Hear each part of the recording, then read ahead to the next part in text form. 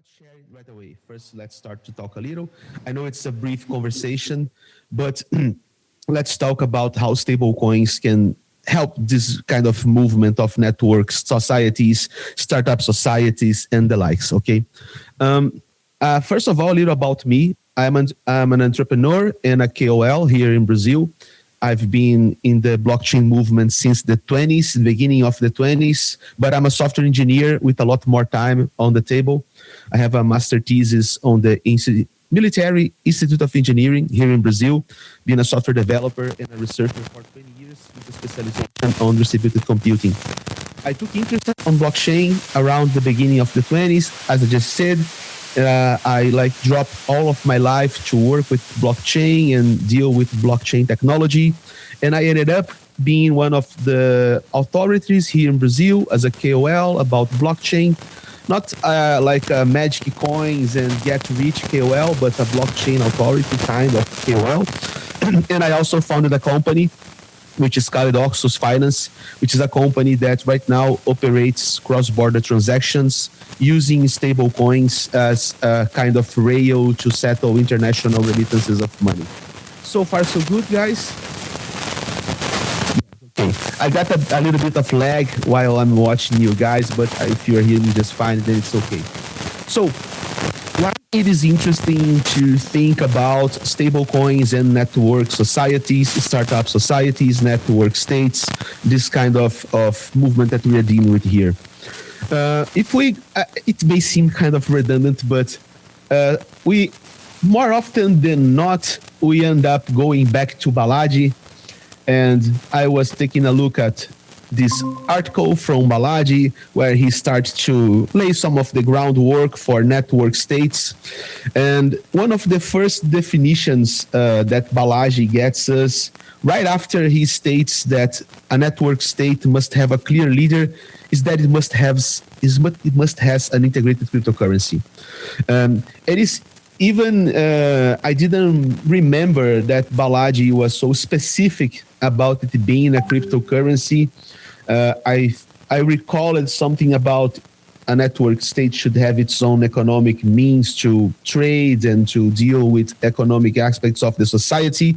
But in this article itself from 2021, he's very, very clear about having an integrated cryptocurrency. Why should we have that?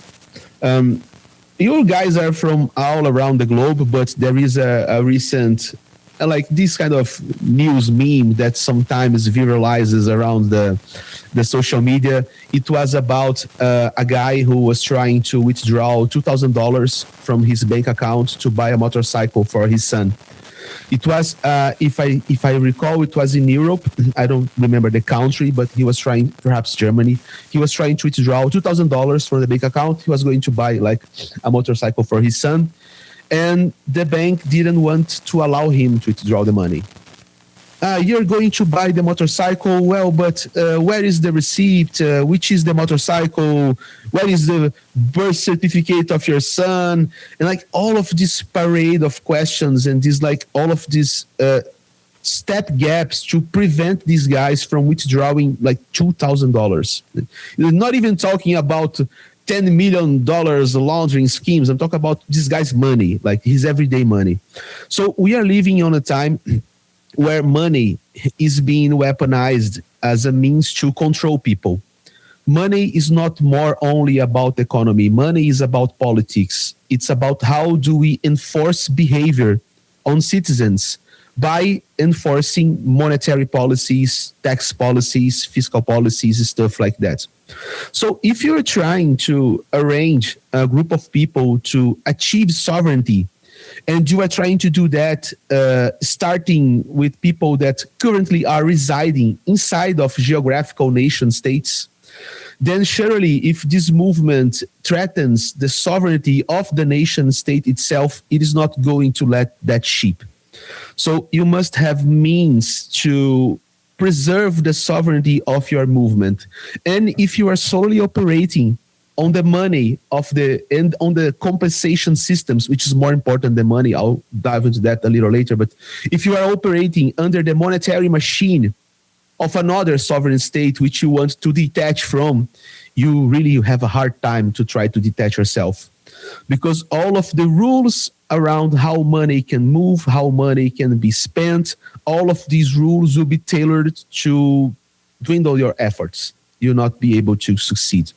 So when Balaji talks about cryptocurrency, the good aspect is that even though we may work with dollars cryptocurrencies or euro cryptocurrencies, we're not talking yet about a network society having its own currency, its own like exchange rate, its own stock market, which would be awesome in a future where we have giant network states, something like that. We are talking about you being able to work with money that is commonly accepted inside of the regions where you're trying to emancipate yourself from, but you are not completely surrendered to their underlying mechanisms of accountability, of accounting and of compensation, of transferring, of how the money moves. If you work with banks, then you are hostage. That is true even for people that is not attempting to do anything regarding a sovereign individual or collective emancipation. Talking about a guy that wants to buy a motorcycle for his son. Like, he doesn't have any aspirations, political aspirations, great aspirations of any kind. He just wants to buy a motorcycle for his son. And if things are getting hard for this guy, how hard can it get for people that is trying to emancipate, that is trying to be sovereign? It can become really, really hard. So when you talk about stablecoins, the good thing is we have permissionless systems. We have systems of accounting in which people can have wallets, so they can have money inside of the wallet, they can pay for stuff, they can receive for stuff, and all of that is operational under a permissionless system, which you just have internet. You don't have like to say anything to any bank or say anything to any government. You just do it. Of course, you have other consequences of that. You can be labeled as an illegal citizen. This can be like deemed that you as a terrorist because you are like laundering money, you are evading the fiscal policies, the tax policies, but that's not about economic sovereignty. That is about social sovereignty. It's another discussion. Then we can have layers of protection around that. We can use privacy systems. We can use privacy ledgers. Okay, but even that is sometimes, if you only think about that, it's kind of utopic. Because we can let us be a network society. We are a group of individuals. We are trying to emancipate ourselves, and we don't want to use bank accounts to promote our economy because we don't want our money to be seized, confiscated, or anything like that. Great. So we all agree that we can pay for each other in stable coins and buy services and goods from each other using stable coins. But regardless, we will need to trade with the foreign societies. We need to trade with, we need to do like importation, exportation.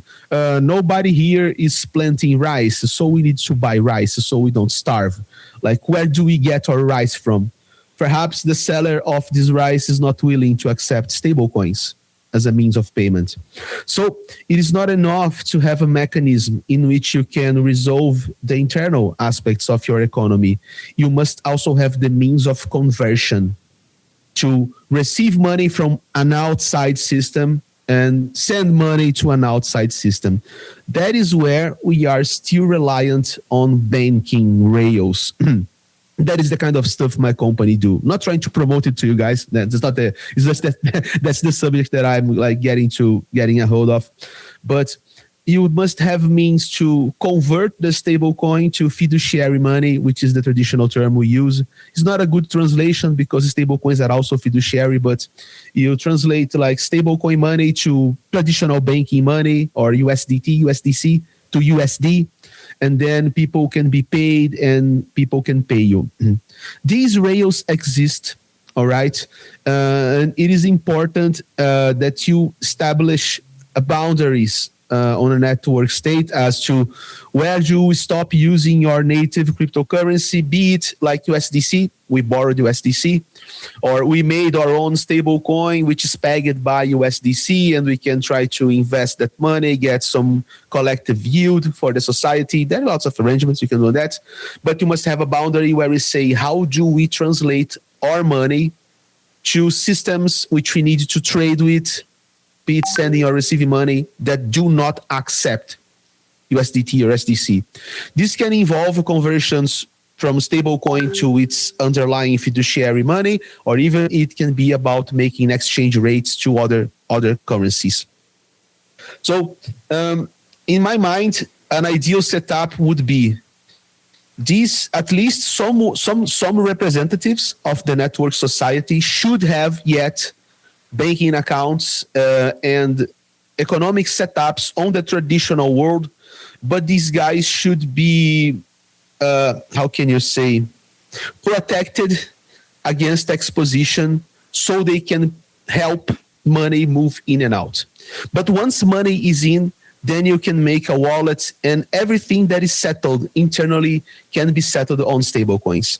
I think that this is a preliminary and temporary setup because in my mind, for the next 5 to 15 years, stablecoins should be broadly acceptable. Like there are places that you go. I don't know if any of you guys went to Paraguay in the last few years or a few months. If you go to Paraguay, you can live completely off USDT. You can buy almost anything using USDT. Like you can live, or if there is something that you cannot buy with USDT, then you charge a crypto credit card and you use Visa to pay with USDT. So I think that is the way to start for those who are starting now, and also keep an eye to a future where we can all rely on stable coins. But I think my time is up. I just wanted to share you guys my insights about how we can use stable coins to immerse yourselves, and I hope you really enjoyed this exchange of ideas. Thank you. I cannot hear you.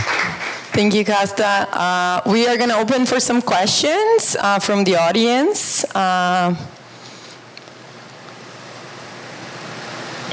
Questions. I just want to mention Andre is here from your team, right? And then he's going to be here for most of the month. So maybe you want to also say a few words in that. Just introduce yourself. And then we can go for next question. Okay. Yes, I cannot hear anything. Well, while they solve that, so my name is André. I'm an architect at IPCity. So I have my company with Casta, which is Weaver. It's not Oxus, but so we do education, communities, marketing for Web3 companies, and we have governance systems that's called Valocracy. I'll do a talk tomorrow on Monday, just after the pitch and the breakfast. So I'll talk more about Valocracy and a cool project we have together with Zcash guys. So I'll be available for everybody to talk. And if you want to interact with Casta as well. Guy, I hear. Oh. No, yes. Perfect. Just in time. It's just in time. So I got André to introduce himself while we were fixing. So okay. I'm entertaining the public here. But yeah, we have your first question coming up. Thank you, André. André is one of my greatest business partners. Hello. Can you hear me? Hey, man. Yeah, sure. So you just mentioned that you were in Paraguay and you could pay everywhere with USDT. I just came back from Paraguay and I haven't seen that anywhere. And I was actually trying to look for it. I was trying to find businesses who would accept crypto or just any regular casa de cambio where they would just at least change my crypto into the local currency or the USDT. Where have you seen that? Yes, you must not look at the official side of stuff. You need to go a little bit of underground. But if you go to the streets where they sell all of that electronics and like perfumes and stuff, I went to buy like a smartphone or something like that. If you ask the cashier to pay with USDT, They will mostly like accept it. And it's not perfect because I don't know why, but they are really liking Tron there. And it's like very, very bad to use Tron to do that, but they use it a lot. But if you want to exchange money, I did that at the street level, okay? Which city? It's street, yes. No, which city? It's Ciudad del Este. Okay. I was in Asunción, Okay. maybe. Oh, no, okay. I'm talking about where, like, because the good question that you did, like, it's not like a broad acceptance, but where you see it being used, where it hurts the most, all right? So the emergency and the use of disruptive technologies, they tend to be accelerated in the places where they solve the greatest amount of pain. So why that in Ciudad del Este? Because that is where the most of the trade happens. Lots of people from lots of countries buying and selling stuff, and so it's so cheap to join stable coins there and use stable coins that they accept it. But not only stable coins, right? Pix is also prevalent used there. Pix is the Brazilian payment system. Everyone in Paraguay at Ciudad del Este is accepting Pix. Like they have phantom accounts in Brazil and you pay them with Pix as if they were Brazilians, but they are not, even though that works. So it's kind of messy, but it's just to showcase that where it is needed and where it can help, technology is adopted, even before it is regulated, because you not do that at any official like exchange house or anything like that. All right. Thank you very much. Okay.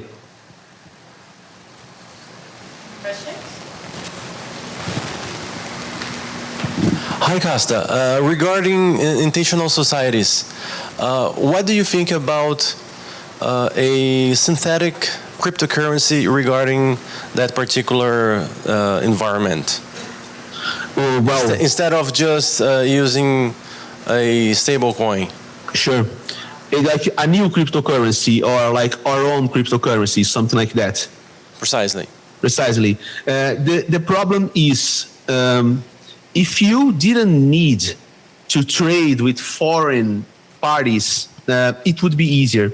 But if you are not fully self-sovereignty and you do not have to rely on other economies for food, for energy, for tools, for construction materials, then you could have your own cryptocurrency, really made, tailored by yourself. But if you need to buy and sell from the outside is going to have a hard time accepting your just new made cryptocurrency. So you would have at least some means of boundaries where you can convert from your own cryptocurrency to the foreign cryptocurrency, which is the one being used to buy and sell stuff and goods. And the problem is it can devalue your synthetic cryptocurrency really fast. Really, really fast. Yeah, as an economist, I understand this particular view. Okay. Yeah. So, my question was going to be a little more prone to the technical and your perception on the use of own currency. Just such like as many crypto projects that have no long-term view or economic perceptions of real usage of their coins. So I'm more like asking you the technical and your opinion. Like we don't have a perfect answer, of course. Sure. Many countries that doesn't have any answer about their economic activities and their fiat currency. So that was about it. Thank you.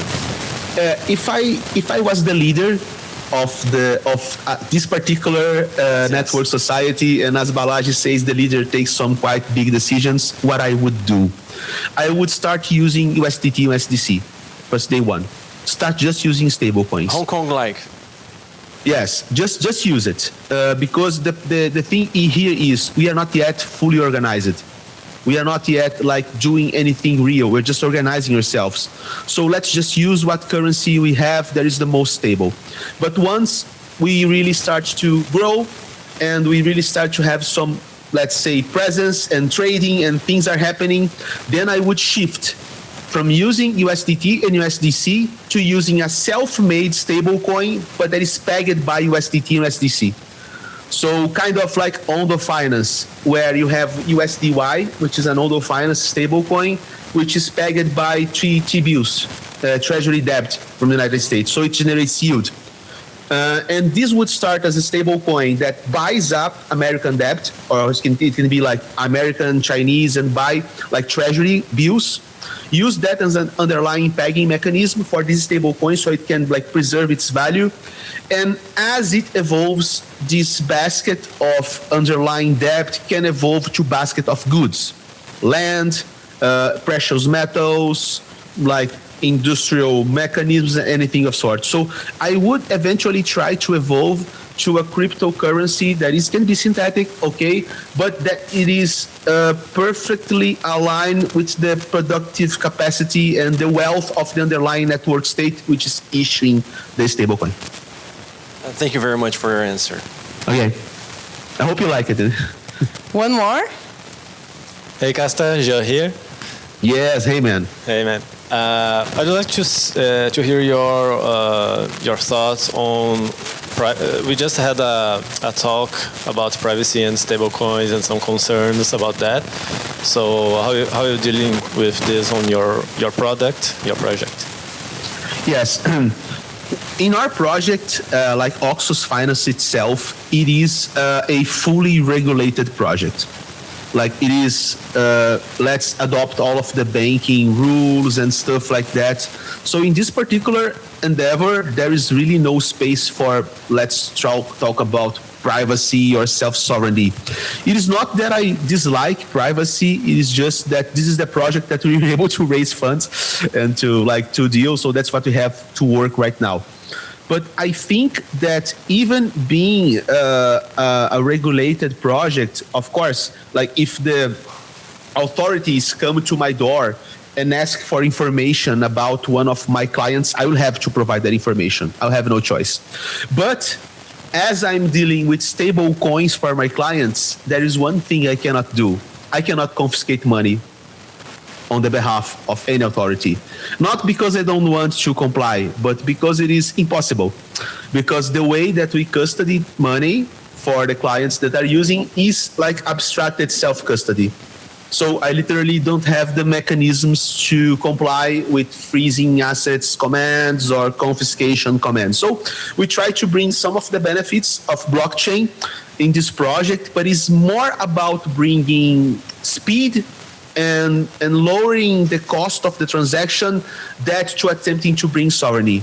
Even though, as I said, when you think about an arrangement, temporary, you must have some people on the border of the network society that are able to comply with the regulation. If not, your money is never coming out or in of the network state. And in an arrangement, these people that live on the border of the network state, they could use Oxus as a regulated person and just help the money move inside to be used internally as stable coins only, something like that. Perfect. Thanks, man. We're going to do a last one. Wow, lots of questions. Thank you, guys. Hey, Casta. Hey. Zug here. I'm wondering, like, in a network state scenario, for me, when I think of stable coins, the first thing that comes to my mind is using your own community currency, local currency, stable based, and having some fee or taxation on top of that would be what generates your common treasury, as any society will need its public goods. Do you see any specific stack for stablecoins today that allows that to be done in a easy to implement manner, as not all network societies are going to be stablecoin engineers and ready to develop their own stack? Do you see any that's primed right now for that type of use? I think you should not right away, okay? But there are some technological stacks that are emerging to facilitate the kind of stablecoin as a service approach, like make your own cryptocurrency with us, no code, just a few clicks. Then you could do something like we make our own stable coin, you must provide a pegging mechanism, because if you just make a free float coin, it is most probably going to zero. You should make a stable coin that is pegged by something. It can be another stable coin. So you make my USDN network society, which is pegged by a basket of USDT. And on this local cryptocurrency, which is mirrored to USDT, we can have taxation policies that are natively implemented on the stablecoin.